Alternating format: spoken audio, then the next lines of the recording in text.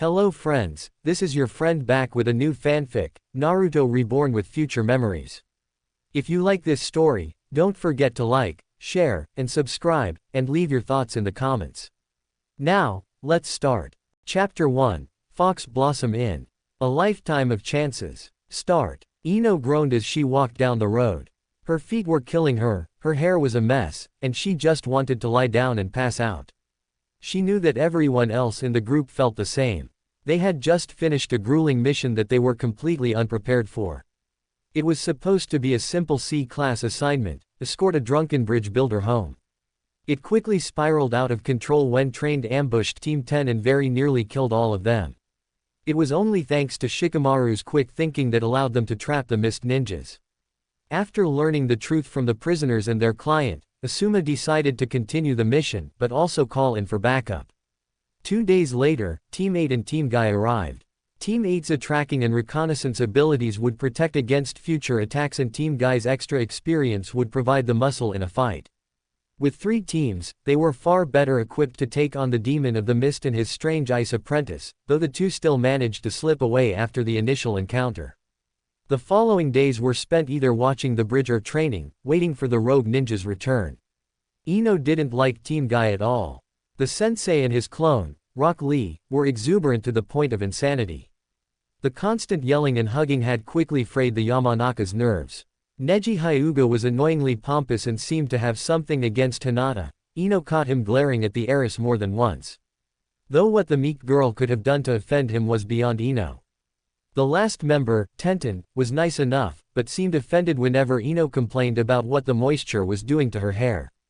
Still, despite their quirks, Ino had to admit that Team Guy knew what they were doing. While the Jonin focused on Zabuza, Team Guy quickly took charge and they were essential in taking down Zabuza's apprentice. Ino didn't want to think about what would have happened if Team 10 had fought the Ice Maiden alone. With the apprentice finished and the senseis taking down Zabuza, it seemed that the mission was pretty much over. Then Gato arrived. With a small army of mercenaries in tow, Gato intended to walk across the bridge and raid the town for all it was worth. The Leaf Shinobi were the first, last, and only line of defense between them and the town. So the killing began. While the mercenaries were numerous, they were little more than thugs. To the trained ninja, even mere rookies, they stood no chance. Ino had never killed before, and she doubted anyone outside of the Jonin and possibly Team Guy had either. On that bridge she personally ended the life of 5 different men and watched numerous others die as well. Horrible people who intended to pillage and plunder, but human beings nonetheless. Once Gato's army was wiped out, the greedy little coward quickly surrendered. Without his interference, the bridge was quickly constructed and the mission ended. That's where Ino currently found herself, trudging along the dirt road home, the deaths she caused weighing heavily on her mind. Ino wasn't stupid. Having come from a ninja clan, she knew that she would have to kill eventually. Her father had sat her down numerous times during the academy to explain just what kind of life she was committing to. Despite that, no amount of talking can properly prepare someone for the real deal. Ino wanted to kick and scream. She wanted to curl up in a ball and cry. She wanted to just make horrible feeling in her stomach go away. Ino was pulled out of her inner turmoil by Asuma. It's already getting dark out, we might as well set up camp here. Everyone began to pull out his or her camping necessities when Tenten spoke up. Hey, what's that? Everyone followed her gaze to see lights coming out of the tree line. Wordlessly, Neji activated his Byakugan to get a better look. It's an inn, he said after a moment. A pretty big one at that. It's well lit, has lots of space, and looks brand new. You know, I've heard of a new inn around this area. I can't recall the name, but it's supposed to be a wonderful place to stay. Kurenai chimed in. Ino's voice came out as a whisper. Do you think we could stay there? All eyes focused on her, causing the young mind walker to blush and focus on her bag. Asuma, Kurenai, and Guy were all shooting glances at each other, silently weighing the pros and cons. Most of the children in front of them had just recently experienced their first kill, a harsh moment for any ninja. The sensei decided that their students deserved some comfort tonight. Of course we can, Asuma said with a warm smile. Ino gave a weak one in return and began to gather up her things, with the others quickly joining her. They worked their way through the trees to find a cobblestone path lit with small stone lanterns on either side. Following it, the shinobi soon came upon the inn. It was a 3-story building, made almost entirely out of wood. The surrounding trees formed a curved wall around the inn, leaving only one way in through the front path. The Leaf Ninja entered through the sliding front door into the main floor. The main floor was open and bright with a large staircase leading to the upper floors in the back and a fountain depicting a stone cherry blossom tree draining water onto a sleeping fox in the center of the area. The entire floor was wooden, save for the entrance area, which was stone for easy cleaning. "Hello, and welcome to the Fox Blossom Inn. Will all of you be staying?" Ino turned to her left. Sitting behind a wooden receptionist desk was Sakura. Ino couldn't believe it. The woman sitting behind the desk appeared to be in her late 20s. She was dressed in an elegant red kimono with golden highlights. Her bright pink hair was done up in a bun with 2 ornate chopsticks stuck through it. To top it off, she was wearing a pair of black glasses with a jade ornament dangling from the left side. Despite all this, Ino knew she was staring at her former best friend. Ino hadn't seen Sakura since the team placements.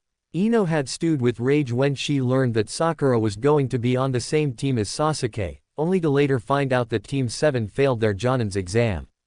Upon learning this, Ino immediately went to Sakura's house. Whether Ino did this to rub it in, yell at her for getting Sasuke failed, or comfort her former friend, Ino wasn't entirely sure.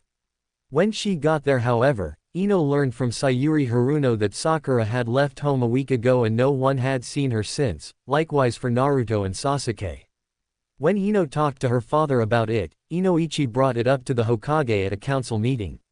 Apparently, all 3 of them decided to give up being ninja and wanted to search for other career options outside the village, but still within Fire Country. The Hokage allowed this as long as they sent in regular reports regarding their progress. That had been nearly 3 months ago. Now Ino was staring at what could only be described as an adult Sakura.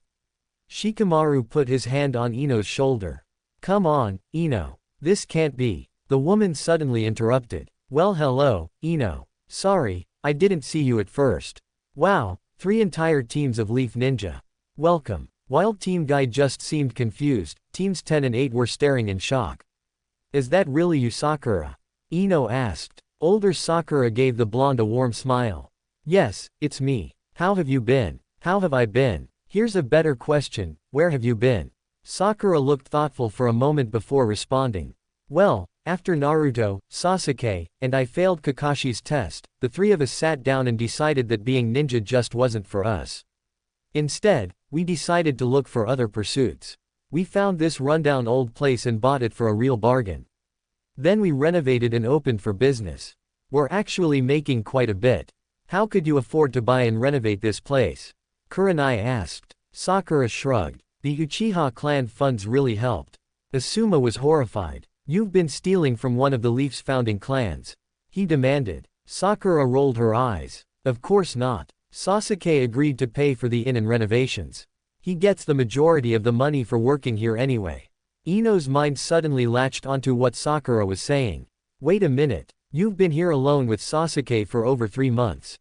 The blonde's trauma was forgotten as she found herself in familiar territory, arguing with Sakura about Sasuke. "Not exactly. Naruto is here too and we have a few new employees running about." Ino was about to retort when Shino spoke. "If you're really Sakura, then why do you look like an adult?" Hinata and Neji both nodded. "It's not an illusion, my Byakugan can't see through it." Sakura perked up. "Oh, this isn't any illusion, it's a shape-shift." Kurenai interjected. "That's not possible. The transformation technique can make you look like another person, but it can't actually change you. Physically altering your own shape is impossible." Sakura chuckled to herself before answering. "Kurenai, we live in a world where people can walk on water, see through walls, read minds, and even bend the very elements to their whim. I assure you, there's no such thing as impossible. I'm rather fond of a certain saying, impossible is just another way of saying you haven't tried hard enough yet." Kurenai wasn't sure what to say to that, so Asuma took over. "Even if you manage to develop a real shape-shift, you're violating the law by using jutsu as a civilian." Sakura clicked her tongue and adopted a lecturing pose. "First, I didn't create this technique, Naruto did. Second, normally you'd be right, but according to the village charter, any and all members of the Uchiha clan are allowed to learn and perform jutsu, regardless of civilian status. Shikamaru's world-class brain quickly put the pieces together. Are you saying that Sasuke? Sakura cut him off. Inducted Naruto and I into the Uchiha clan. Yes. As honorary members of the clan, all three of us can use as much jutsu as we want. Sakura glanced down at her watch. Now that that's out of the way, are you all going to be staying here? Yes. Asuma said, quickly cutting off his blonde student from asking more questions. How much is it per room? Sakura waved her hand dismissively. Please, for shinobi of the Leaf Village like yourselves. It's on the house. Sakura snapped her fingers. A small vent above her head popped open and 3 small forms dropped out. The assembled ninja were surprised to find themselves staring at 6-year-old versions of Naruto, Sasuke, and Sakura. All 3 were dressed in plain, slightly dirty clothes, most likely from crawling around in the ventilation system. Sakura ignored the confused looks of Leaf Ninja and focused on the 3 she had called. Saku, please escort these guests to the luxury suites. Naru, Sasu, I need you two to find Mr. Uzumaki and Mr. Uchiha and inform them that we have teams 8, 10, and Guy staying with us. The tiny doppelgangers saluted. Yes, Ms. Haruno. They chorused together. Naru walked up the wall and pulled himself back into the vent he came from. Sasu ran towards the large staircase and pulled open a trapdoor beneath the steps, quickly dropping inside. Saku, meanwhile, stood in front of the Leaf Ninjas and held out her arm towards the stairs. If you all would please follow me. The tiny pink-haired girl turned and headed towards the stairs. Sakura, wait, what's going on? Ino demanded. The older Sakura got to her feet, glancing at her watch. I'm sorry, Ino. I have work to get done. You'd better follow Saku, this place is easy to get lost in. With that, she vanished in a swirl of pink flower petals. The gathered ninja just stared in shock for a moment before they heard an annoyed sigh and turned to see Saku impatiently tapping her foot on the bottom stair. Not sure what else to do, they followed her up the stairs. As they followed the seemingly young girl through the elaborate halls, Kurenai decided to get the ball rolling again. So, the clone jutsu. The shadow clone jutsu, mixed with a shapeshift, Saku corrected. How else do you think the 3 bosses run this entire inn practically by themselves? Why do you refer to Naruto, Sasuke, and Sakura as being different people? Asuma asked. The tiny clone shrugged. There are as many as 30 clones of each boss running around at any given time. To avoid confusion, different clones assigned to different jobs are given slightly different names and appearances, like Saku as opposed to Sakura. I'm in this form because it's easier to get around through the vents to deliver messages or report issues. At the end of the day, I'm still Sakura Haruno, but I'm just one of many. You 3 have mastered an A-rank jutsu. Guy asked, shocked at the amount of skill it would take to create so many clones for so long. Saku, however, shook her head. Definitely not. Mr. Uchiha and Ms. Haruno are simply proficient with the shadow clone jutsu. Mr. Uzumaki is the one who has mastered, perfected, and improved the technique. Ino gave a derisive snort. As if that idiot could ever even learn something so complicated, he couldn't even do regular clones. Saku suddenly stopped dead in her tracks, nearly causing Asuma to run into her. The young clone slowly turned towards Ino. Her green eyes, formerly bright and joyful, were now cold and menacing. The jade orbs locked onto the blonde mind walker. Naruto is my very close friend, Yamanaka. 100 of you wouldn't be worth a quarter of him. Green chakra suddenly erupted around Saku in a vortex. Insult him again, and you'll have to answer to me. Eyes wide with fear, Ino desperately stuttered out an apology. Seemingly satisfied, Saku closed her eyes and reined in her raging chakra.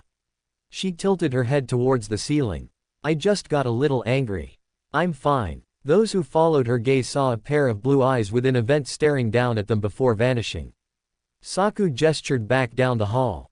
I apologize for my outburst.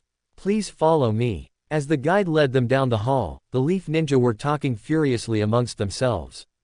What the hell was that? Ino whispered. I have no idea, it was scary though. Choji replied. Wasn't she in your academy class? Tenten asked. She never showed off anything like that. Kiba said, trying to comfort a terrified Akamaru. In the academy she would usually just fly off the handle and deck someone. Sakura could never use her chakra visibly like that. Meanwhile, the Jonin were having a conversation of their own. How is it possible for a girl that young to have so much chakra? She has more than we do. Kurenai demanded. She knows how to use it too. Guy said, grimly. She carefully channeled her chakra into her pores and allowed it to overflow like a typhoon. It seemed wild and uncontrolled, but it was meticulously calculated. What I want to know is how Kakashi let her fail. Asuma said. To have such large chakra reserves and such incredible control should have gotten her marked as a prodigy. Perhaps her teammates dragged her down. Kurenai theorized. Asuma shook his head. Kakashi's not stupid. Lazy, but not stupid. He would have tested each of them, both as a group and individually. Even if she were holding back, which I can't think of a reason why she would, Sakura would have had to display her talents. Even if the team failed, Kakashi would have taken her to the Hokage to get her an apprenticeship. Guy seemed to ponder this. Perhaps, she did intentionally hold back. Kurenai snorted. Why would she possibly do that? It could be that she decided that the life of a ninja wasn't one for her.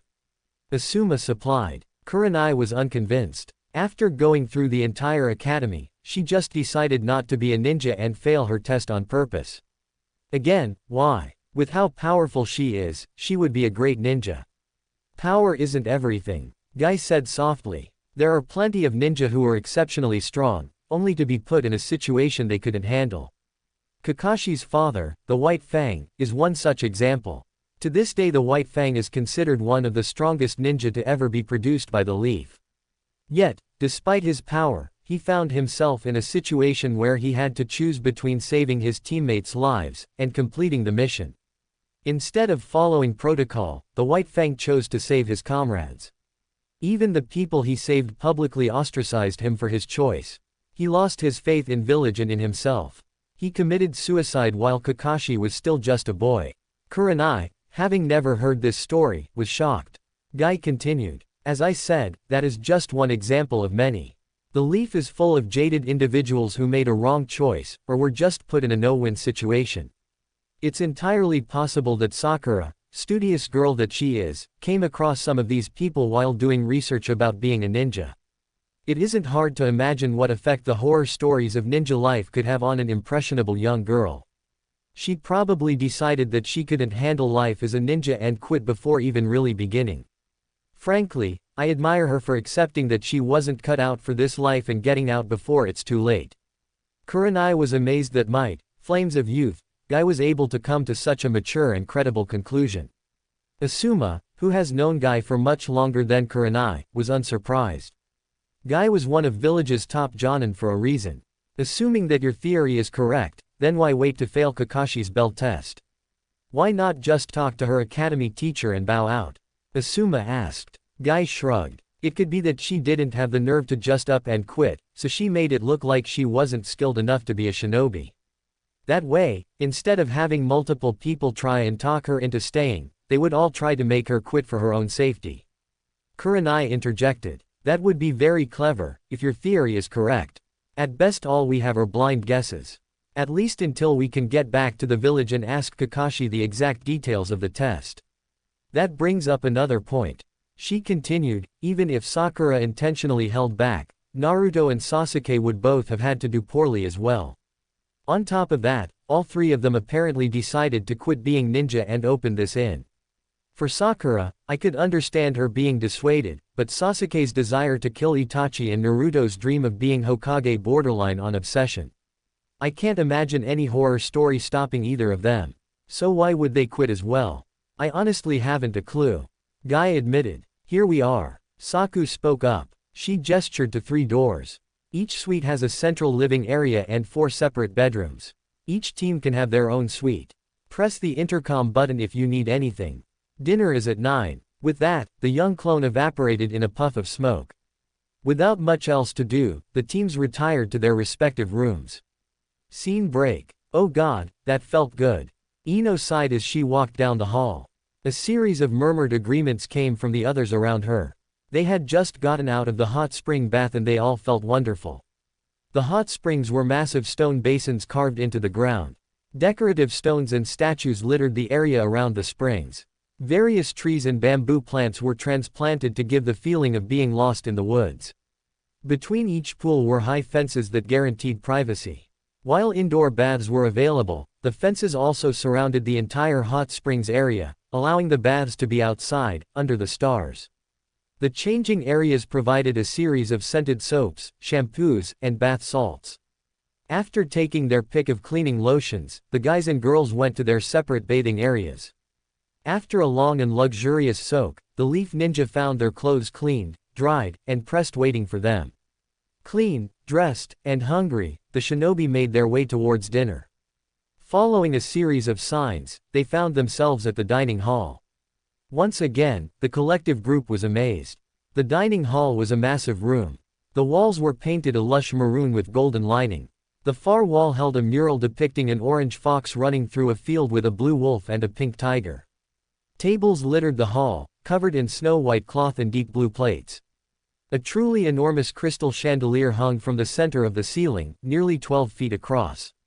Smaller versions of the chandelier were hung along the edges of the room. "Hi, I'm Sasuke. Party of 12. For the second time that night, the group was thrown for a massive loop. They were staring at a young woman. She had long, dark blue hair done up in a ponytail, though some strands were loose to frame her face. Her eyes were coal black and she wore a kind smile. She was dressed in a form-fitting black pantsuit with a white collared shirt under her black vest and a black tie. Tiny red fans that the Jonin recognized as the Uchiha clan symbol hung from her earlobes. "Sasuke?" Ino asked. The girl giggled. "No, it's Sasuke. Don't feel bad, it's a common mistake." Ino quickly became the group's spokesperson. What are you doing using that idiot's perverted jutsu?" she demanded. Sasuke's eyes narrowed as the smile left her face. "I ask that you please refrain from insulting Mr. Uzumaki. He is one of the respected owners of this establishment." The girl's eyes turned red.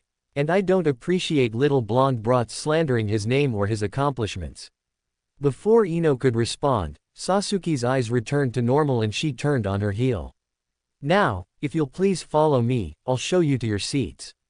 The group warily followed the very obviously female Uchiha to a large circular table, passing other patrons who were enjoying their food along the way. Once everyone was seated, Sasuke clapped her hands. "Right, I'll be right back with your food." Asuma spoke up. "But we haven't ordered yet. We haven't even seen a menu." Sasuke shook her head. "There's no need. Choji will have the full rack of barbecue ribs, medium rare. Shikamaru will have the grilled fish over linguine, lightly seared. Ino will have the tossed chicken salad with extra olives." Sasuke continued down the line, naming everyone's favorite dish. The ninja were all speechless. "If there isn't anything else, I'll get your food." Soon, each ninja had a mouth-watering plate of food in front of them. Sasuke grinned as she watched them dig into the food. "Delicious, isn't it? Naruto takes great pride in his food." That made the group pause in their consumption. "Naruto cooked this. I didn't know he could cook." Ino muttered. Sasuke's grin turned into a cruel smirk. "I think it's safe to say that there's a lot you don't know about any of us, Ino." "Speaking of things we don't know," Kurenai began, idly wiping the corners of her mouth with her napkin. "We were wondering what made you decide to quit being a ninja and open this inn."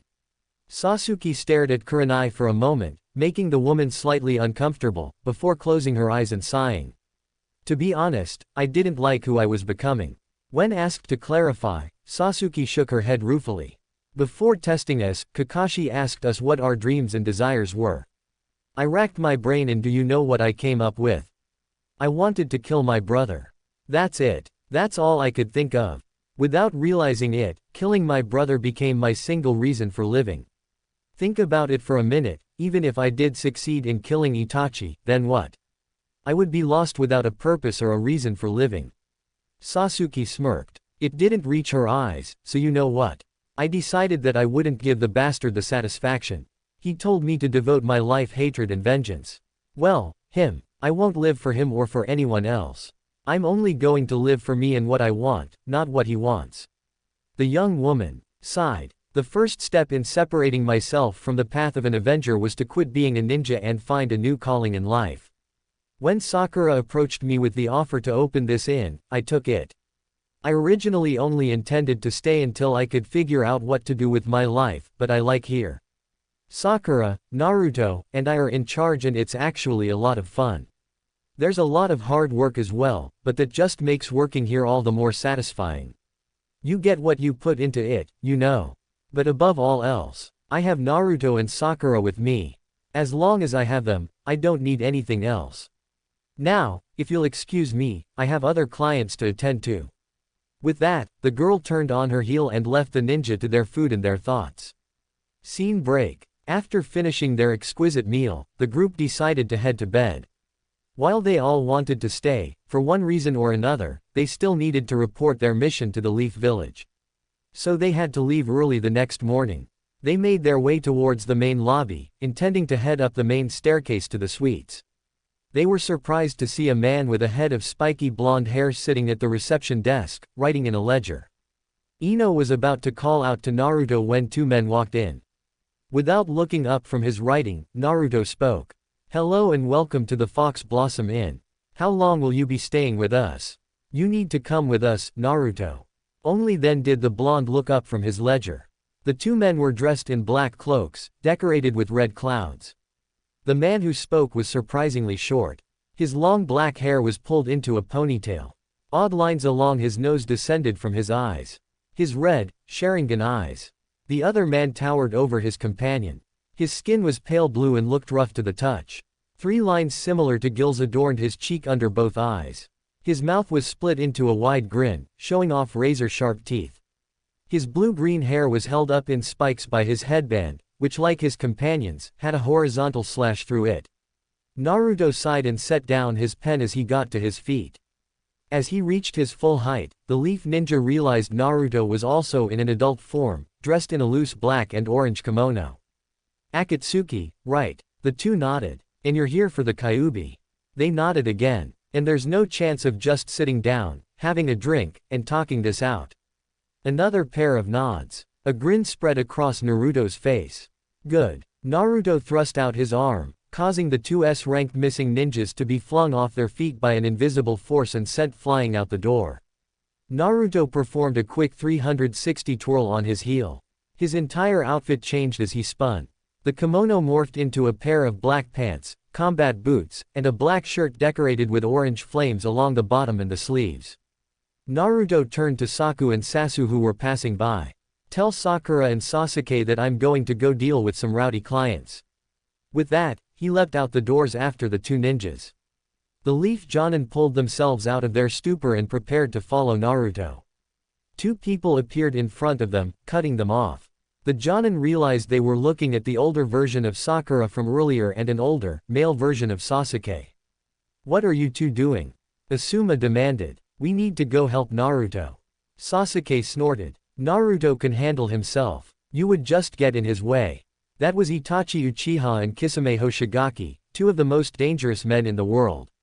"If we don't help Naruto, he's dead," Asuma insisted. Sasuke glanced out the doorway behind him and gestured towards the fight.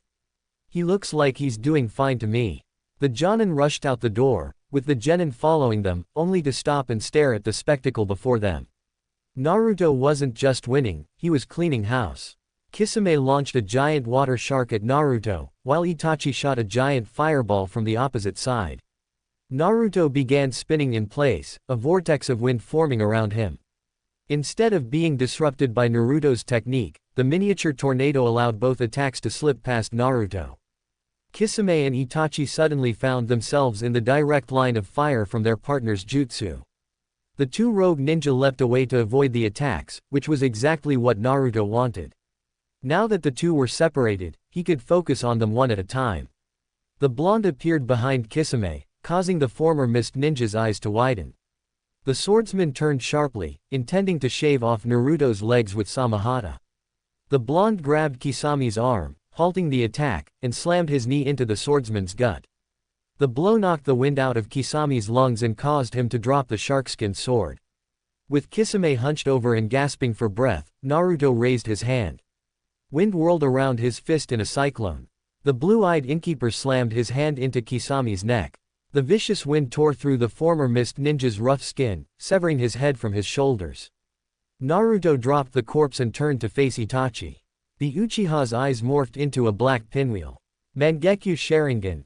Tsukuyo, Itachi's proclamation turned in a scream of pain as Naruto appeared in front of him and slammed 2 fingers directly into Itachi's eye sockets, burying them all the way to the knuckle. Naruto grabbed Itachi's neck and lifted him by the throat. He leaned in close to the Uchiha's ear. "Next time, have the decency to come in person." A sickening crack sounded out as Naruto snapped Itachi's spine. As he dropped the body to the ground, 4 clones of Naruto appeared next to him. "Clean up this mess," he commanded. The clones nodded and vanished, taking the bodies with them. Naruto turned to see Asuma, Kurenai, and Guy all crouched in battle-ready positions. The Jinchuriki arched an eyebrow. "Is there a problem here? I want to know what's going on, right now," Asuma demanded. "I don't care if you're the greatest prodigy who ever lived, no 13-year-old without any ninja experience could kill an S-ranked missing ninja, much less 2. Naruto glanced at Sakura and Sasuke. The Leaf Jonin got the distinct impression that a conversation was being carried on in silence between the 3. After a moment, Sasuke and Sakura both nodded, though they seemed reluctant. Naruto heaved a sigh and spoke. "You're absolutely right, Asuma. An ordinary 13-year-old ninja couldn't do what I just did. What you need to understand though, is that I am far from ordinary and nowhere near 13 years old. In fact, I'm actually far older than you." "What?" Naruto sighed again. "This will take a long time to explain. Why don't we retire to our room? Why should we trust you? Asuma, when I was a child you were often assigned to protect me. You took your job very seriously and I never felt safer than when I was under your protection. I know it was you under that eagle mask. For the sake of the nights you spent defending me from harm, please trust me." Asuma bit his lip, clearly warring with himself over what to do. He finally heaved a sigh and lowered his fists. "Fine, we'll listen. But if you try anything that threatens us or our students, then all bets are off." "I'd expect nothing less," Naruto said with a nod. The 12-leaf ninja and their 3 enigmatic hosts soon found themselves in a spacious living area on the top floor of the inn, seated in cushy couches. "This is our private apartment," Sasuke said as he set down a tray of drinks. "We have privacy seals set up throughout. No one will hear us here." The Uchiha plopped himself down on a couch across from the Leaf contingent, and next to Naruto and Sakura. Naruto decided to get the ball rolling. "Are you aware that in 1 month's time, the Chunin exams will be coming to the Leaf village?" The Jonin nodded while the Genin looked confused. "During the 3rd part of the exam, the village will be invaded by a joint attack between the village hidden in the sand and the village hidden in the sound." The Leaf ninja were shocked. "But we're allies with sand," Kurenai protested. "Recent legislation passed by the daimyo has caused a lion's share of sand's missions to go to the Leaf instead. As such, sand's income has drastically decreased and their economy is suffering. They're getting desperate and looking for a solution. The leader of the Sound village is willing to offer them one," Sakura said. Guy furrowed his brow. "I've heard of a new village going by the name of Sound popping up in Rice Country, but information on them is difficult to acquire. Do you know who this leader is and why they want to attack our village?" Sasuke nodded. "I can answer both with a single word. Orochimaru." The 3 Jonin shuddered at the name, well aware of the Sanin's near-legendary capabilities. If he was leading a charge against the Leaf, then they would need to be prepared for the worst. "You know all this for a fact?" Asuma demanded. Naruto nodded. "Damn. Dad was planning on splitting the mission and monetary income with Sand to better our relationship after the Chunin exams, but I guess it's too late, especially if that snake is involved." "How do you know this?" Kurenai asked. "We'll get to that," Naruto promised. "Now this next part is where our tale gets interesting. I ask that you let me talk and save your questions." Once everyone nodded, he continued. During the invasion, Sakura was looking for Sasuke and accidentally walked into a group of enemy ninja who were about to perform a collective summoning jutsu to summon a 3-headed snake to attack the Leaf. After barely defeating Gaara, the Jinchuriki of the One Tail, I was charged with the Kyuubi's power. Sensing that Sakura was in trouble, I quickly tracked her down. Sasuke felt my power and utilized a curse seal placed on him by Orochimaru, similar to the one on Anko, to catch up with us. A cynical smirk crossed Naruto's face. Here's where things get complicated. Itachi was also in the village. He was using the chaos to find Sasuke and test his hatred. He entered the clearing and used Tsukuyomi, a time distortion jutsu, to torture Sasuke for 3 days in the space of a few seconds, hoping to increase Sasuke's hatred of him. While under the effects of this jutsu, Sasuke thrashed around in pain and accidentally knocked all 3 of us into the summoned circle. That's when it all went to hell. The Kyuubi's chakra altered a few key points on the seal, causing it to reverse. Instead of summoning something into the circle, it banished anything within the circle. Sasuke's curse seal was designed to receive a soul, specifically Orochimaru's, but any soul would do really. The Kyuubi's chakra mixed with that as well, forming a sort of conduit between the summoning and curse seals, combining them. Instead of sending physical matter, it became a seal to banish souls. Naruto heaved a sigh. When the ninja, who were under threat of death to complete the summoning no matter what, activated the seal, we should have died. However, luck was on our side, because we had Sakura with us. You all may not know this, but Sakura has an inner personality in her head.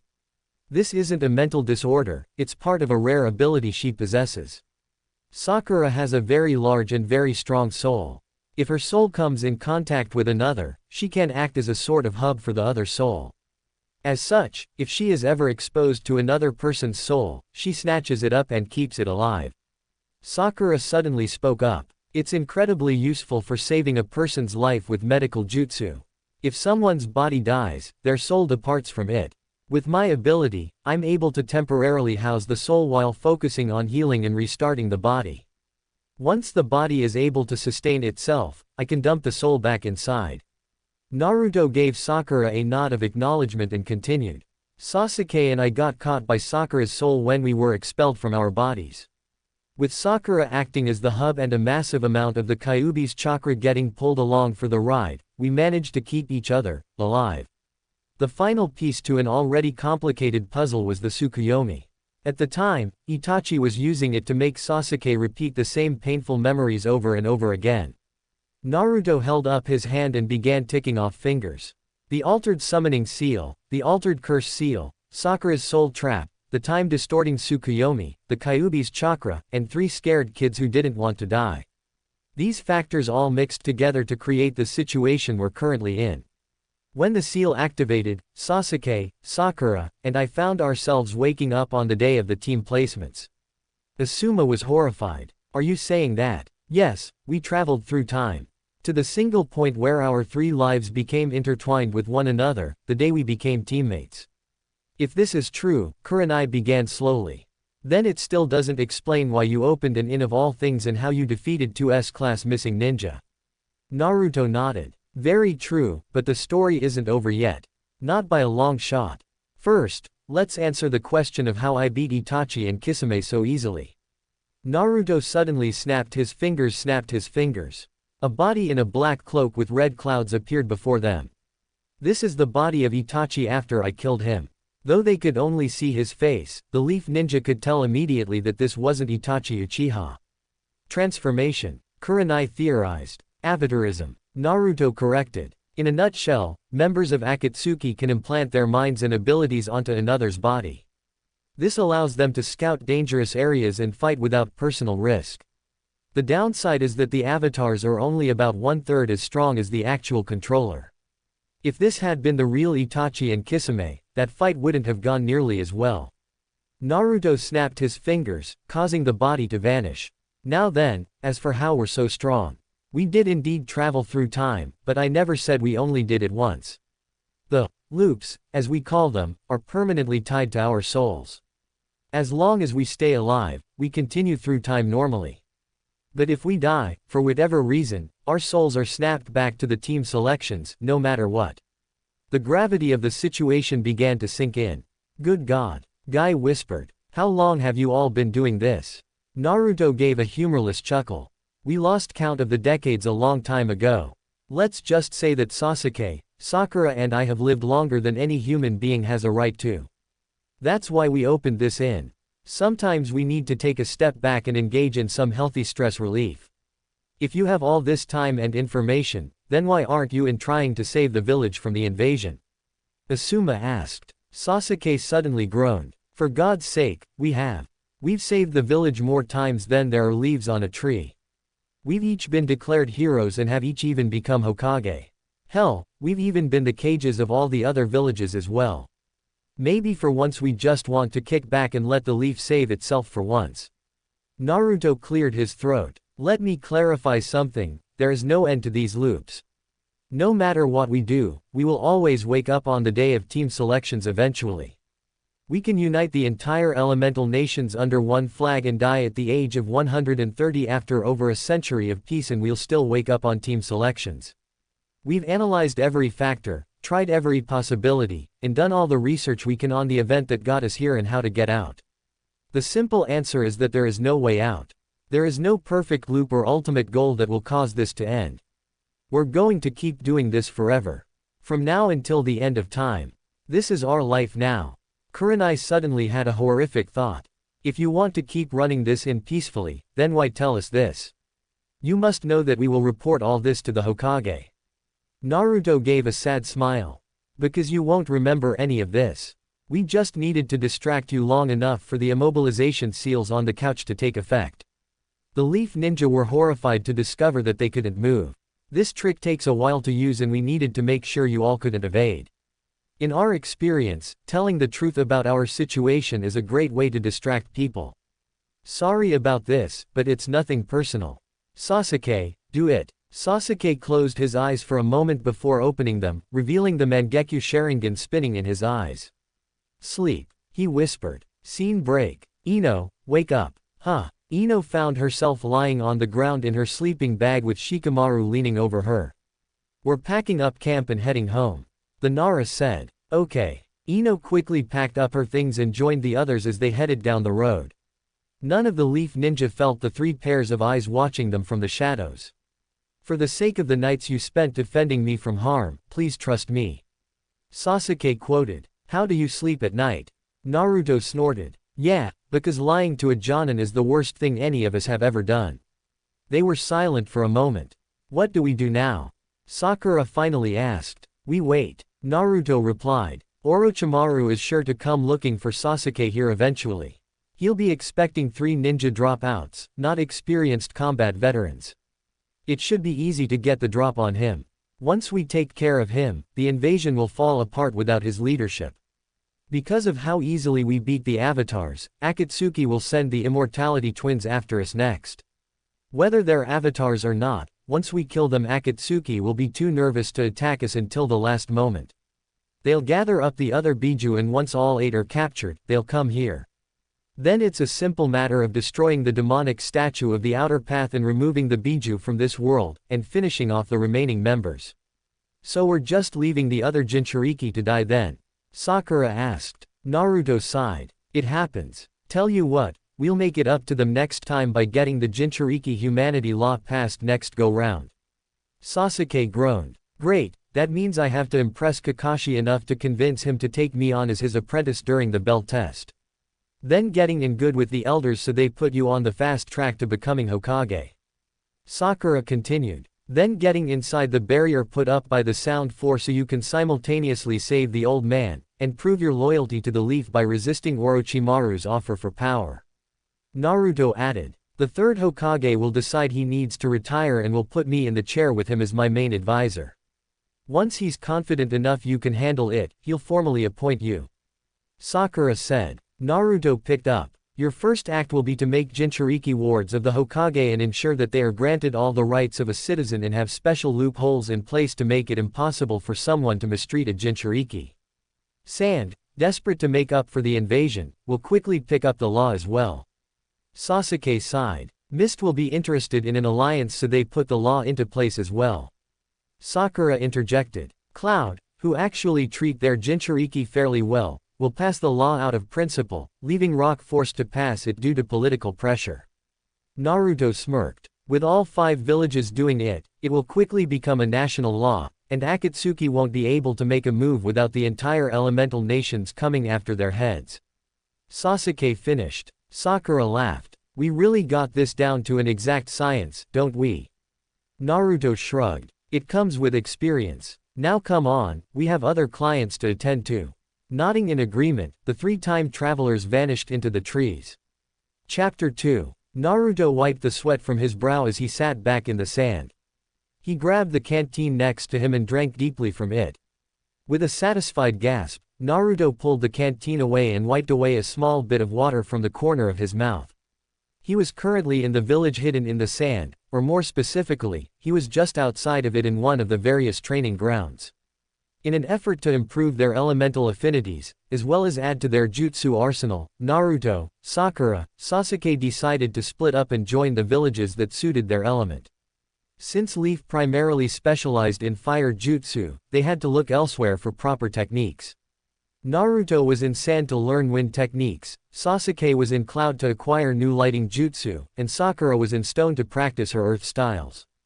It was actually easier to get out of the Leaf village and into the others than it should have been.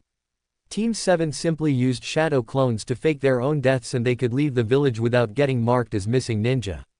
From there, they used Naruto's special shapeshift to fool the other villages into thinking they were homeless vagabonds who learned how to use chakra from their dear departed mother or some other form of believable, but impossible to confirm story, and they were in. Okay, it wasn't that easy. Convincing an entire ninja village that they were dead when they actually weren't required a lot of careful planning and execution. If even a single detail was out of place, the ruse could be discovered. Getting into the other villages is even harder. While the shapeshift will stand up to any and all forms of scrutiny, they don't just let every random person who walks into their gates to become a ninja and learn their secrets. It takes months or even years worth of being questioned, observed, and tested before they even let you officially become a citizen, much less a ninja. That was all right though. If there was one thing Naruto, Sakura, and Sasuke had learned from these loops, it was how to be patient. Naruto actually had the easiest end of the deal, since sand was closest to Leaf and the two villages were allied. Sakura and Sasuke on the other hand, had to go deep into hostile territory. Even one wrong move could see them put in an interrogation cell or execution block. Still, Naruto was sure that his two friends would be fine, they were built tough, after all. The blonde Jinchuriki sighed as he dropped his canteen. He missed his friends. It had been nearly 3 years since he last saw them while participating in the Chunin exams held in the village hidden in the mist. It wasn't like they spent every second of every day together, but Naruto still grew lonely without his friends. Naruto smiled at that thought, his friends. Naruto wasn't willing to admit it, but despite how he acted before the loops began, Naruto doubted that Sakura and Sasuke considered him a friend. He most certainly considered them friends, but with Sakura's physical and verbal abuse, along with Sasuke's cold indifference, it was hard to feel like a part of the group. Because of the loops, Naruto found himself closer to Sasuke and Sakura than he ever could have imagined possible, and that was something he will always be thankful for. Despite himself, Naruto can't help but wonder, what would he have been like, if he had entered the loops alone? Naruto doesn't doubt for a second that he would be completely different from the man he currently was, but in what ways? Without his friends' caring and support, how would the loops have taken their toll on his mind? If there's one thing Naruto knows about himself, it's that he will never give up on something he believes is right, no matter what. Naruto is mature enough now to understand that that is exactly what makes him dangerous. The problem with extremes is that it's disturbingly easy to flip from one to the other. The most righteous heroes become the most depraved villains. The greatest joy becomes the deepest sorrow. The purest love becomes the vicious hatred. Sasuke could personally attest to that. Itachi was the epitome of everything Sasuke wanted to be as a child. He was strong, calm, caring, and Sasuke loved him the most. When Itachi slaughtered his family, all the love Sasuke felt for Itachi quickly became hatred. So much so that it very nearly consumed him. Naruto's incredible drive to succeed may seem like a positive trait, but it could just as easily become his worst feature. Naruto knows he had a rough childhood, suffering from loneliness and emotional abuse from nearly everyone around him. It wouldn't have been hard for Naruto to grow to hate the village that had caused him so much pain. Even Sakura and Sasuke agree that, had Naruto vowed to destroy the village instead of becoming Hokage, then Leaf would have been burned to the ground. It was only thanks to the third Hokage that Naruto didn't turn into a sociopath.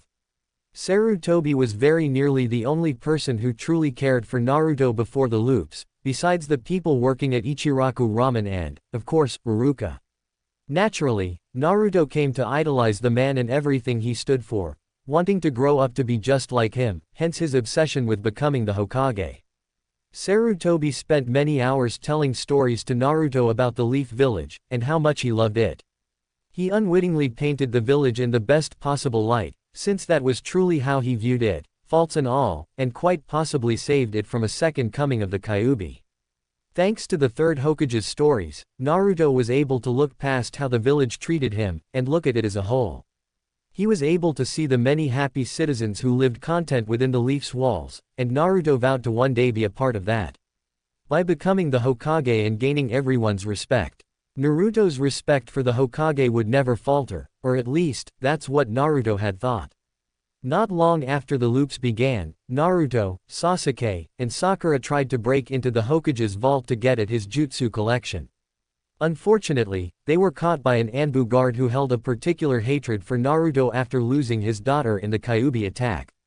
The Anbu ignored Sasuke and Sakura, and instead dragged Naruto out in front of the entire village and loudly proclaimed that the blonde was trying to steal the village's secrets. To be fair to the Anbu, that was exactly what Naruto had been doing at the time. The crowd quickly turned ugly and began demanding that Naruto pay for his crimes against the village, something the Anbu was only too happy to provide. Before blood could be spilled, the third Hokage quickly arrived with his loyal Anbu and interrupted the proceeding.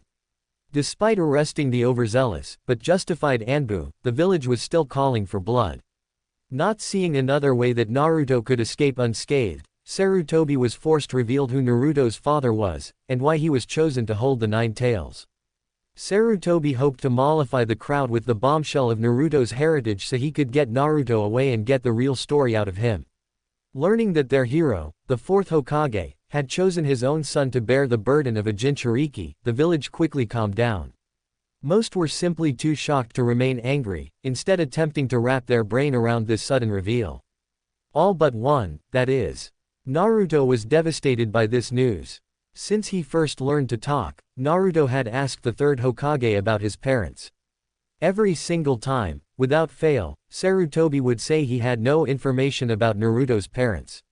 Not only did he refuse to tell Naruto the truth, but also he refused to even give Naruto a bit of comfort. All Naruto wanted to know was if his parents loved him, something Sarutobi could have told him, without revealing their identity. As Sarutobi stood before the crowd explaining the situation, Naruto did something he would never be able to forgive himself for. He attacked Sarutobi, charged with the Kyuubi's power, and very nearly killed him. It's important to remember one thing about the Kyuubi's influence on Naruto: it's influence, not control. Kyuubi can whisper dark thoughts in Naruto's head, or charge the blonde with demon chakra when he's enraged, but the demon can't actually control Naruto. That's why Naruto is so ashamed of his actions that day. No matter how much influence the Kyuubi might have had over him, it didn't change the fact that Naruto was still in control. At that moment, the third Hokage ceased to be the grandfather figure Naruto always regarded him as, and was instead a man who lied Naruto's entire life to keep him from any knowledge about his family. For all the bloodlust and thoughts of evil the Kyuubi filtered into Naruto, the fact remains that, in that instant, Naruto truly wanted to kill Sarutobi. The only reason Sarutobi didn't die that day, was because of Sasuke and Sakura. Naruto, now covered in what he would later call the demon nine-tailed cloak, managed to deliver a nasty slash across the third Hokage's chest. Before he could make the kill, however, his teammates intervened. Sasuke and Sakura, who at that point were still nowhere near ready to take on Naruto while wearing the cloak, latched onto their teammate, desperately trying to hold him in place. To this day, Naruto still remembers the words his teammates said to him. "Please, Naruto. You have to stop," Sakura screamed. "I know you're angry, you have every right to be, but you're better than this." The corrosive chakra of the Kyuubi was beginning to eat away at her skin, but she refused to let go of Naruto. Sasuke nodded his agreement. "Naruto, I've hunted for revenge for such a long time. When Itachi killed my family, I let my desire for revenge consume me and I lost sight of everything else. That's what I've always admired about you, Naruto. You've never given into revenge, even though you have far more reason to than I have. I've never admitted it, but I always thought you were so much stronger than me because of that. Please don't make the same mistake I did. Don't let revenge consume you, nothing good can come from it. Reason slowly returned to Naruto as Sasuke's words sunk in. Sakura pressed on. No matter how bad things have gotten, you've always been there for us. You've made us laugh when we're depressed, motivated us when the situation seems hopeless, and you've never allowed us to give up. Please Naruto, we need you, and I can't stand seeing you like this. The red chakra faded as Naruto collapsed into his friend's arms. He raised his head to speak. Guys, whatever Naruto was going to say was silenced by a poisoned sword plunging through his neck, killing him instantly. To attack the Hokage is high treason, and the perpetrator is to be executed immediately, no exceptions. Sasuke and Sakura were quickly executed as well when they tried to retaliate. Naruto had awoken on the day of team selections to find Sasuke and Sakura at his door. The three immediately embraced and simply took comfort in each other's presence. They missed team selections, but they didn't care. No words were spoken and none were needed. It was just enough to know that they were there for each other, and that they always would be. For Naruto, he knew that he wouldn't have been able to get through the loops without Sasuke and Sakura helping him. He doesn't know what he would have been like if he was alone, and hopefully he'll never have to. His iron will could have led to him vowing to destroy the Leaf Village or even the elemental nations as a whole. Instead, Naruto vowed to defend his homeland, from Orochimaru, from Akatsuki, from Madara, and especially from the Jubi, though that was still many, many years away. For now, Naruto had a job to do, practicing his wind jutsu, so he was prepared to put his name forward for promotion to Jonin. After all, it wouldn't do to get left behind by Sakura and Sasuke, would it? Scene break. Sakura breathed very slowly as she concentrated. She was deep underground, among the many tunnels that ran beneath the village hidden in stone. The tunnels ran deep and far, allowing the stone ninja to easily traverse through the large mountain ranges that surrounded the village. Assuming that they could memorize which paths weren't dead ends or filled with traps, that is. The entire setup was a maze, and Sakura still only knew the basic safe routes to take, though that would change once she became a Jonin. Sakura was situated in a small alcove that was just barely big enough for her to sit in. She was just finishing a training exercise. Directly in front of her was a long tunnel. Another stone ninja was in a similar alcove at the other end. A large stone boulder was situated between the two of them. The two ninja would take turns to control the boulder and make it roll towards one another. The purpose of the exercise is to practice with power and control at once. It takes power to roll the stone, but without the right control, you could push it too far and hurt your training partner. Stopping the boulder took control, but without the right amount of power, it would crush you. This was quite possibly Sakura's favorite training exercise. It focused on chakra control, her specialty, while simultaneously working to increase her chakra reserves and her earth affinity. She actually preferred practicing with less experienced ninjas, so she had to work extra hard to stop and move the boulder. After stopping the boulder in the center of the tunnel, Sakura wiped the sweat from her forehead and pulled herself up through a hole out of the alcove and into the main tunnels. She gave a nod of thanks to her partner before heading off to her apartment to shower and change. As she exited the tunnels, the full glory of the village hidden in the stone stood before her. Sakura had to admit, she loved this place.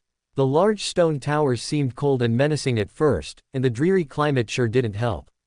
Yet, there was some real character to the various buildings.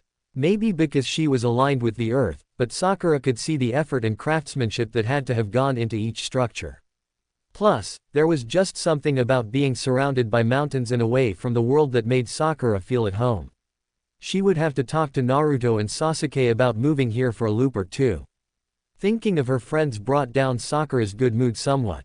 She missed her boys. Sakura may have made a friend or two since entering Stone, but it didn't make up for the absence of the only two people whom Sakura felt truly comfortable with. She hoped that the two were keeping out of trouble. Sasuke had an uncanny ability to piss people off without saying much, and trouble seemed to track down Naruto like a devoted puppy. Still, if nothing else, Sakura could at least take comfort in the fact they were both still alive. She knew this for a fact, because if either Naruto or Sasuke died, she would die as well. While looking through any and all jutsu that had to do with time travel or souls, Sakura had discovered a technique that could bind people's lives to one another. It literally makes it so that one person can't live without the other. If one dies, the other quickly follows. It was originally used for weddings in ancient culture, to literally bind two lives together so that the spouses wouldn't have to face life without one another. It fell out of practice after the First Great Ninja War, when it nearly doubled the amounts of deaths due to the binding. Sakura had originally intended to throw the scroll away, but when she told Sasuke what it did, he had insisted that the three of them bind themselves to one another. Sakura and Naruto had been hesitant, but Sasuke remained firm. He said that they were all in this mess together, and they shouldn't ever be alone in the loops. Sakura and Naruto eventually gave in due to what happened to Sasuke. It had been some time ago. Sasuke, Naruto, and Sakura had been in some hotel in a random village after escorting a traveling trading caravan. They were intending to leave the next morning, so decided to turn in early. It all went to hell when someone knocked on the door. Sakura really doesn't remember what happened next, it all went too fast.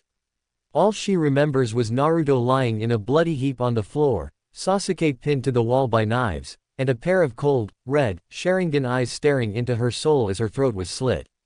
When Sakura and Naruto woke up at the start of a new loop, it took them all day to track down Sasuke. When they found him in an underground room in the Uchiha compound, they both knew something was wrong. Sasuke latched onto them and desperately cried, refusing to let either of them go. To this day, Sakura and Naruto haven't learned how long Sasuke lived on his own after watching his brother kill them. They don't know what he did or what happened to him. All Sakura knows is that Sasuke was so broken when they found him. It took a long time to put Sasuke back together, and even now the scars still ran deep. While Sakura believes that talking about it would help, a part of her doesn't want to know. She doesn't want to know what Sasuke could have gone through to cause him so much pain. All she can do is try to be there for him and hope for the best. Respect, honesty, patience, faith, and love. Sakura prayed that if she and Naruto provided Sasuke with enough of all five, then everything would work out in the end. Even though it was clearly much longer for Sasuke, from her perspective it was only a few hours, so the sudden shift had jarring to say the least. Seeing Sasuke so different from what she had grown accustomed and the fear that the same thing could happen again, made Sakura agree to bind their souls together. The bond could be inconvenient on occasion, but it gave Sasuke a measure of comfort, so Naruto and Sakura didn't grudge it. Truth be told, Sakura is actually glad that she'll never have to experience what Sasuke did.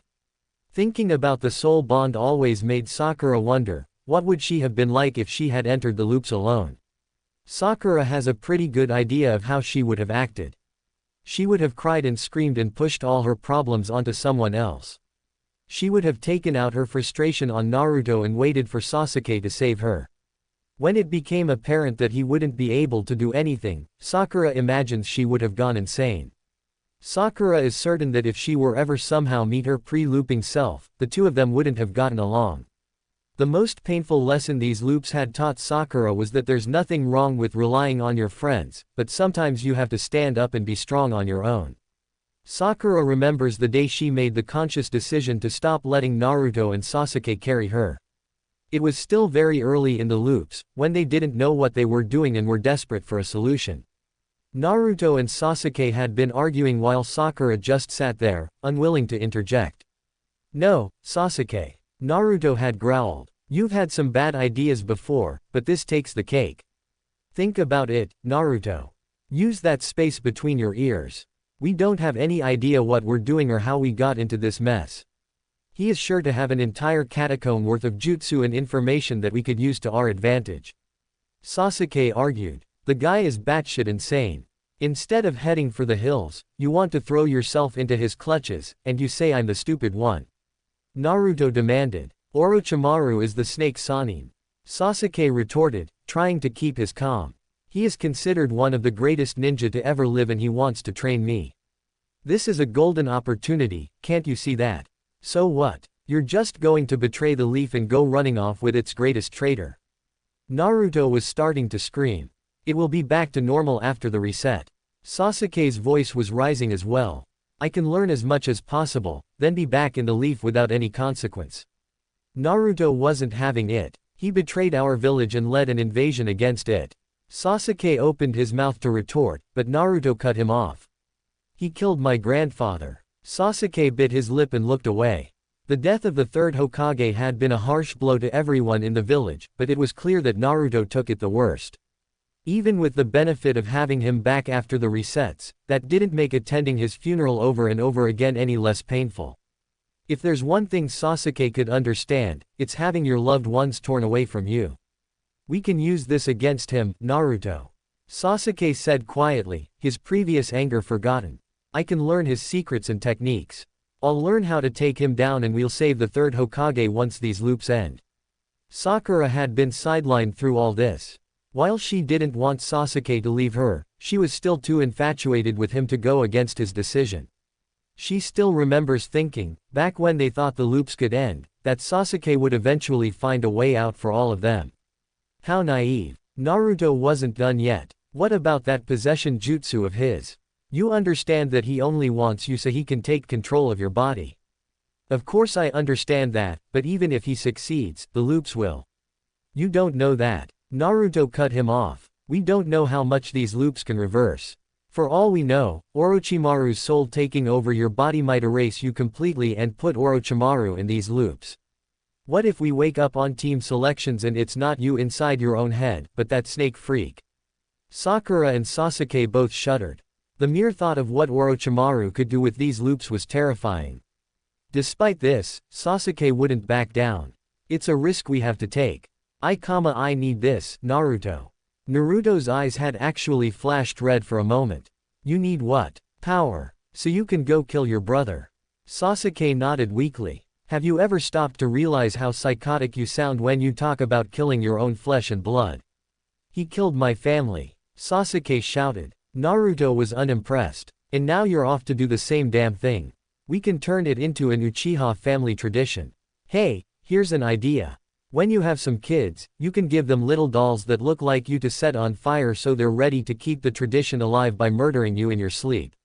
Make sure you hit them with that twisted eye torture technique your brother loves every once in a while. You know, to keep them on their toes. Sasuke and Sakura had been too shocked to respond. Naruto wasn't even close to finished. You say you're doing your duty as an Avenger. Naruto spat out the word like it tasted bad. But according to you, your brother told you hunt him down and kill him. So to stick it to your brother, you're going to do exactly what he told you to do. You say that's what your clan would want, but it sounds a hell of a lot like you're doing exactly what your brother wants. Sasuke recoiled as if slapped and sat down, staring at the floor. Naruto gave a frustrated sigh. Going to Orochimaru is out of the question. I already lost someone I care about because of that maniac, I'm not losing another. With that, Naruto stormed out of the room. Sakura stood slowly, not really sure what to say or do. Unable to stand seeing Sasuke so downtrodden, but not knowing what she could possibly say, Sakura did the best she could. I'm really sorry, Sasuke. Was all she managed before hurrying out of the room. She left so quickly that she almost didn't hear Sasuke's response. I'm sorry too, Sakura. He whispered. The next day, Sakura and Naruto learned from Tsunade that Sasuke had left the village in the middle of the night. Sakura had never seen Naruto so angry before, and it was the first time she felt legitimately afraid of him. His eyes had turned red, his nails and teeth sharpened to points, his whiskers darkened, and he actually started growling. These changes were fortunately brief as Naruto quickly got a hold of himself. I'm going after him, Naruto declared. No, Naruto. We have reason to believe that Sasuke is traveling with Orochimaru's Elite Sound 4. We don't have any ninja strong enough to face them on standby. We can't afford to go after him.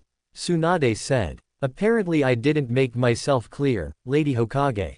Naruto growled. I'm going after Sasuke. If you want to send back up with me, that's fine, but I'm going after Sasuke.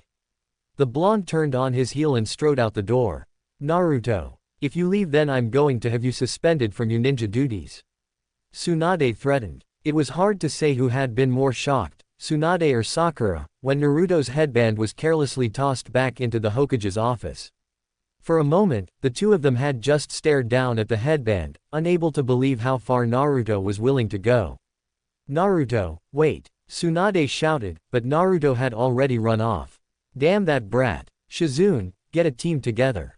Naruto is going to get himself killed if he goes off alone. Once again Sakura felt herself being sidelined. Naruto had never even entertained the idea of her coming along. Sasuke was her teammate too, damn it. Yet, she knew that she would only be a hindrance along the mission. Sakura hated this feeling, the feeling of being weak and helpless. What happened to the strength and resolve she felt when she sliced off her own hair and went toe-to-toe with the Sound Ninja? Was her vow that day really just a meaningless bunch of words? The time that followed as she waited for the Naruto to return were harrowing to Sakura. She very nearly ended up working a groove into the floor from her constant pacing in the Hokage Tower. When news of the recovery team's success reached Sakura, she tore off like mad towards the hospital to see her teammates. Sakura had found Sasuke's room first. She opened the door, intending to play the understanding friend to a no doubt frustrated Sasuke, only to freeze when she laid eyes on him.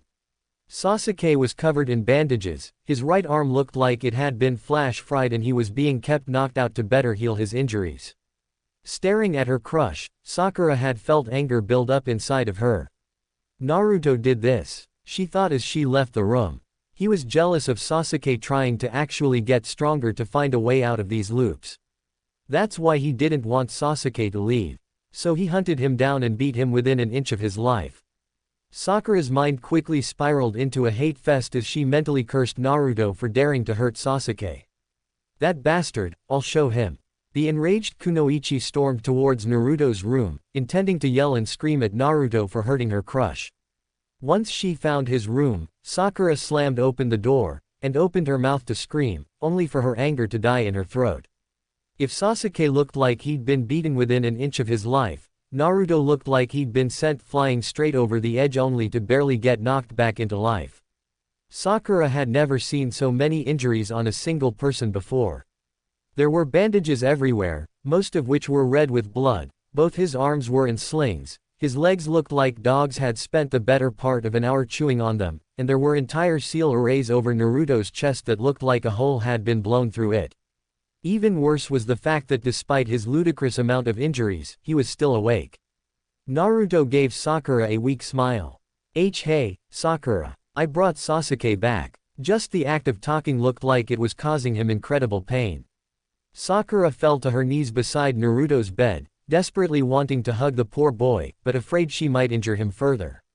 Oh, Naruto. What happened to you? Naruto's expression darkened. Sasuke happened. Sakura was horrified. Sasuke. He did this to you.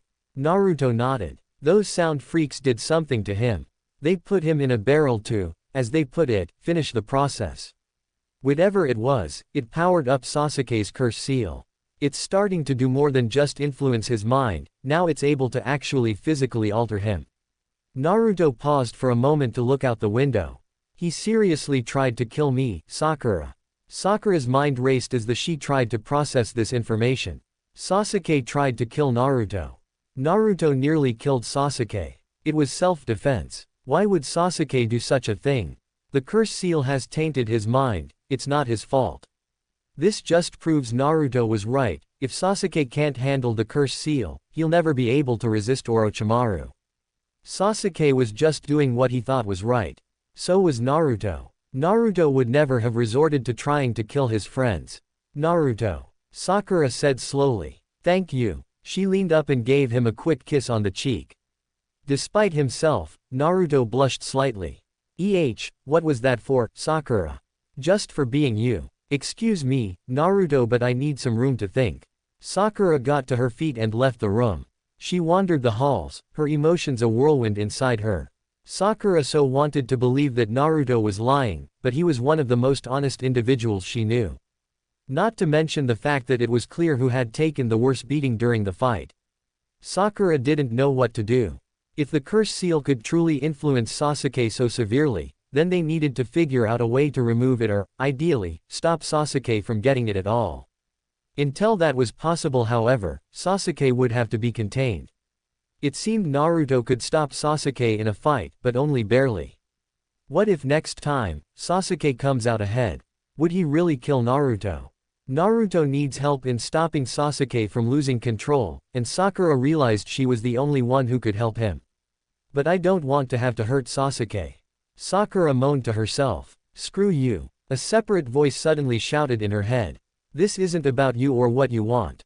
This is about Naruto and Sasuke.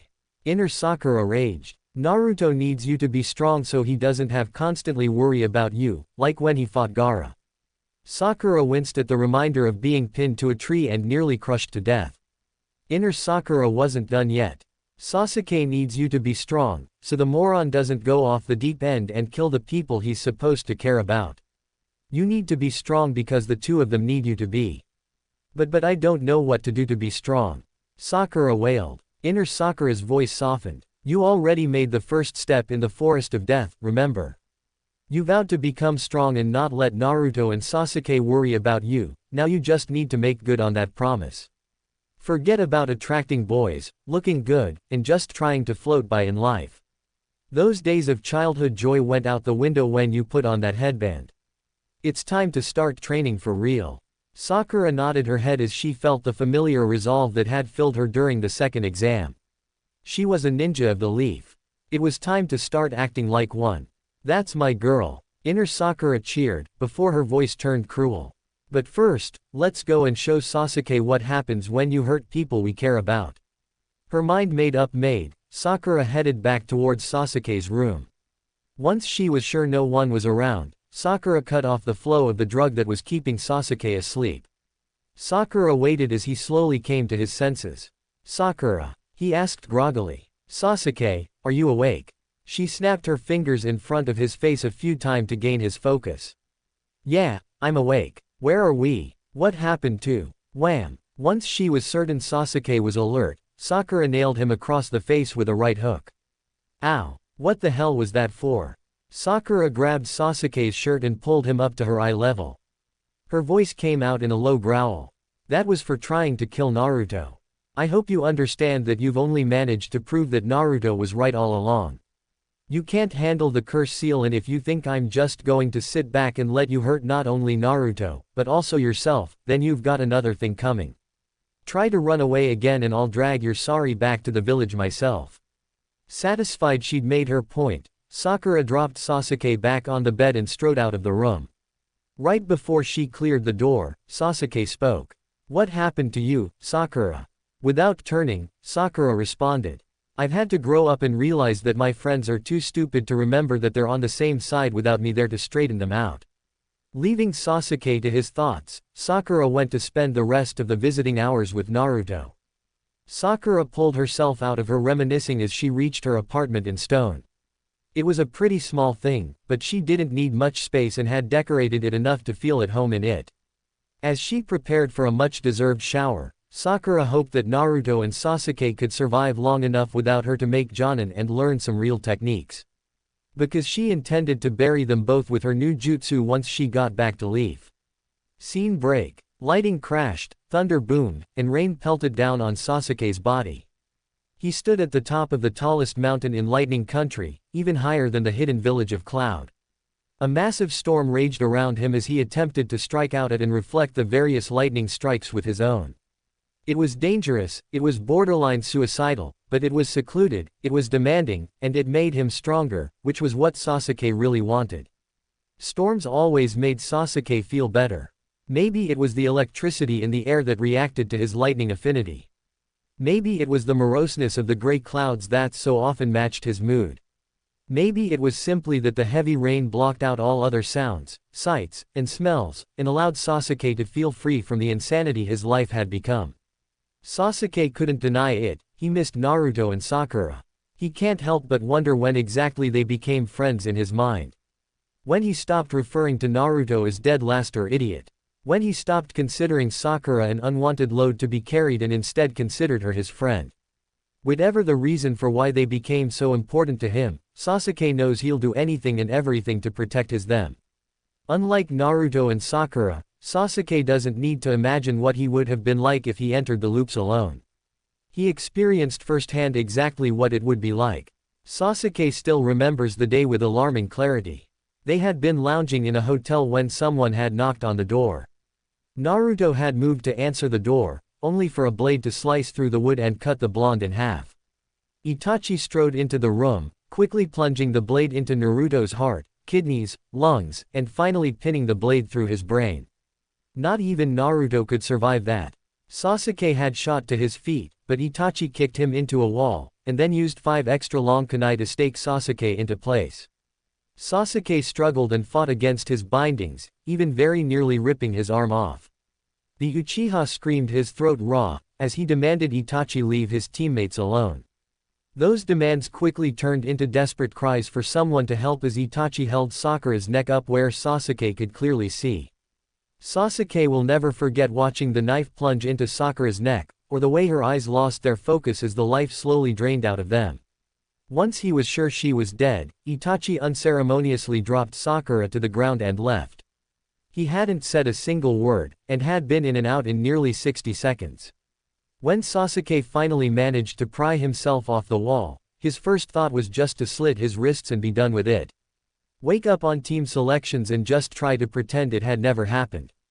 But he didn't. He couldn't. Naruto and Sakura were Sasuke's anchors. They kept him on the right side of sane so his own hatred wouldn't get the better of him.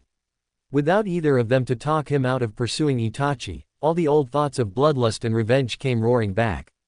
Even worse was the fact that Sasuke had gotten his curse mark that loop.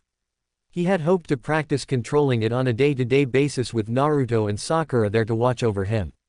Now it could whisper its dark promises of power to Sasuke unimpeded. Sasuke sat there, the blood of his best friend still warm on the walls, knife poised over his own wrist to end his life, and he gave in to revenge. Sasuke lowered the knife and swore that he wouldn't rest until Itachi died by his hand. To do that, he needed to get stronger fast, and Sasuke knew just the missing ninja to make that happen. Despite all the times he may have considered or argued for it, Sasuke had never actually joined Orochimaru, but that would soon change. Still, Sasuke wasn't heartless, and had no intention of leaving his friends' corpses to rot in some god-forsaken hotel. He reported their deaths to the village and helped the dispatch teams transport them home. Sasuke's original intention had been to attend both their funerals and take some time to properly mourn before leaving for Sound. That plan went out the window when the bastards started celebrating. Naruto hadn't even been fully buried when a huge crowd showed up to dance on the blonde's grave. Sasuke snapped. Seeing those villagers disrespecting his best friend pushed him over the edge of sanity. Sasuke killed at least 23 men and women before the ninja arrived to arrest him. They were expecting a genin with only a few months of experience, so Sasuke was easily able to surprise and overpower them with the skill honed during the loops. After that, Sasuke ran. He ran and ran, afraid that if he stopped for even a moment, then Leaf would capture him and he would never avenge Naruto and Sakura. No one caught up with Sasuke. He was so focused on escaping that he wasn't sure if they were unable to keep up, or if they simply hadn't the time to prepare a retrieval team before he crossed the border into Rice Country. Only after making it into Rice Country did Sasuke realize that he had no idea where Orochimaru actually set up shop. This didn't prove to be a problem as Orochimaru quickly found him. Word travels faster than ninja, and Sasuke going on a rampage at his teammate's funeral was already well known.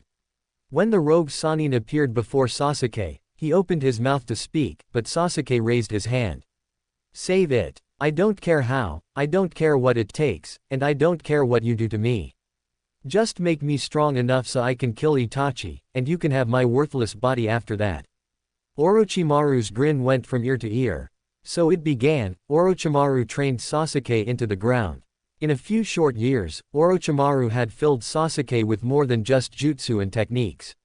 He had systematically removed whatever traces of humanity remained in Sasuke and nurtured Sasuke's hatred until it consumed him, leaving room for nothing else.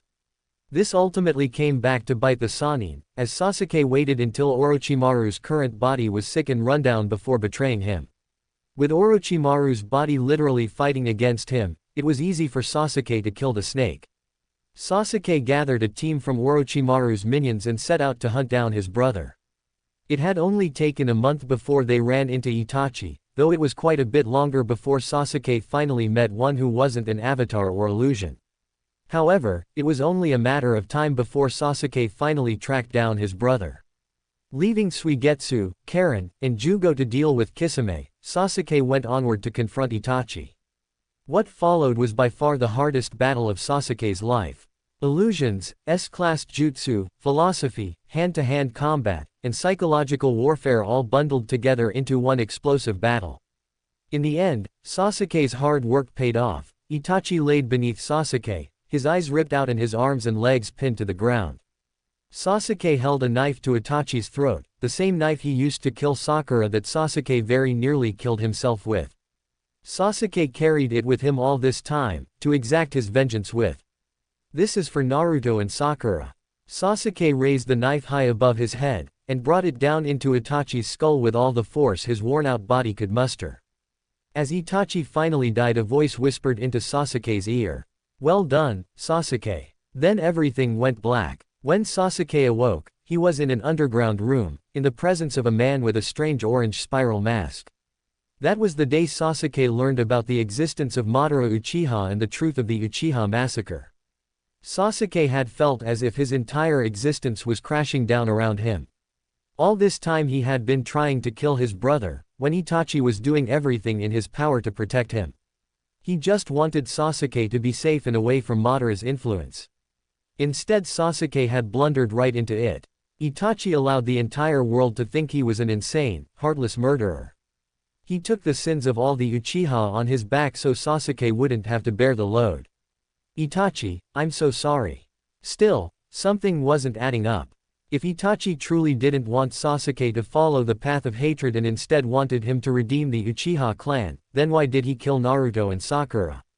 It was completely contradictory to his motivations.